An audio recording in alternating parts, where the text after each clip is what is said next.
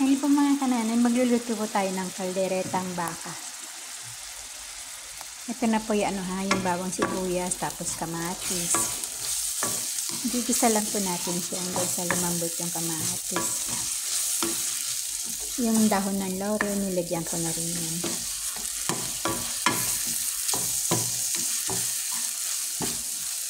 Pwede na rin po natin ilagay yung karne kasi medyo matigas sabi naman yung karne, maluluto na rin yung kamatis niya.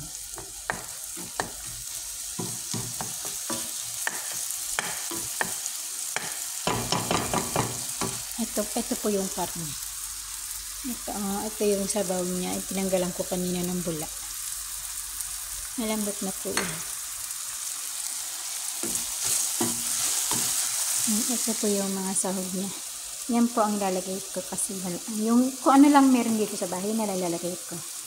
Ano yun? Ayan, carrots o green beans. Tapos pickles, tomato paste, toyo, patatas. Hindi talaga.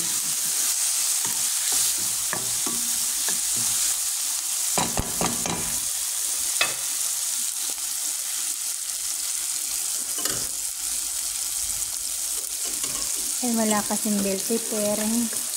Sarap din pag mayroong bell pepper. Ilagay na po natin yan.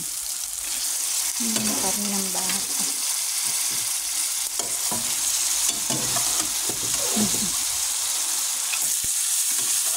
Ang dalawang laman na to. Tanghali, hapon, lambot yung karne.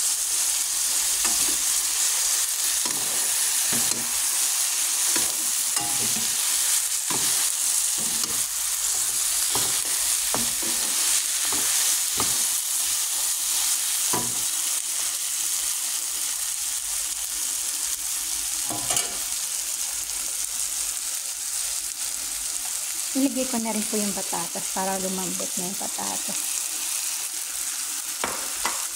Yung pickles.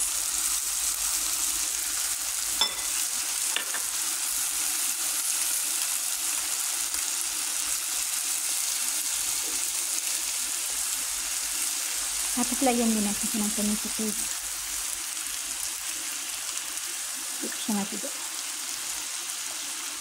Lagay rin po natin sa pampalasa din ito kasi walang rino, walang ito okay na yan. Pampalasa.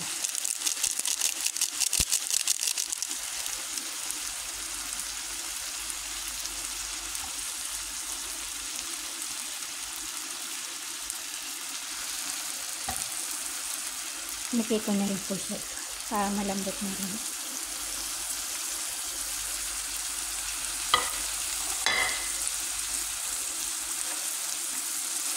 Yung toyo. Tapos yung paminta na ilalagyan ko siya ng paminta. Ilagyan ko na rin siya ng paminta mga kananaya. Tapos yung sabaw na itong yung sabaw ng baka ilalagay natin para lumapot din yung sabaw.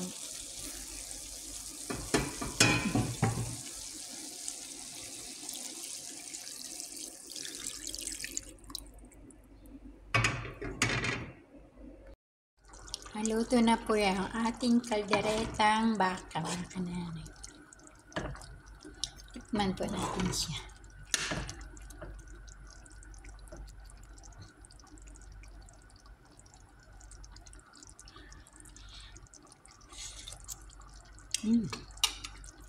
Sarap. Yummy.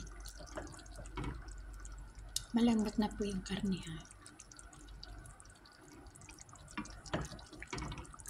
Thanks for watching mga kananay.